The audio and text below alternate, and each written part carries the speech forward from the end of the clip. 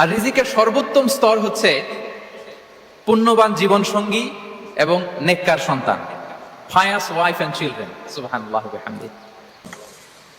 10টাতে আপনাকে ঘুমাতেই হবে, জরুরি। সব কাজকে এইভাবে গুটিয়ে রাখার চেষ্টা করবেন। 10টায় আমি ঘুমিয়ে যাব, 10টায় ঘুমিয়ে যান। ঘুমিয়ে গিয়ে আপনি রাত 3টায় উঠে যান, আকাশের দিকে মুখ করে সূরা আল ইমরানের শেষ রুকুর প্রথম 5 আয়াত পড়েন।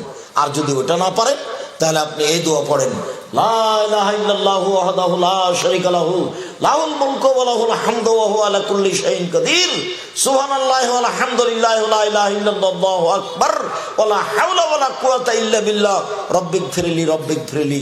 সব পাপ ক্ষমা হয়ে গেছে। আমার বসে পেশাব প্রসাব ফিরতে সমস্যা হয়, তাহলে কি করব? দাঁড়িয়ে করো। দাঁড়িয়ে পেশাব করা হারাম নয়, দাঁড়িয়ে পেশাব করা জায়েজ, আর বসে পেশাব করা সুন্নাত। কোনোই সমস্যা নেই। তখনও দাঁড়িয়ে পেশাব করলো, তখন সুন্নাতের বিপরীত কাজ করলো।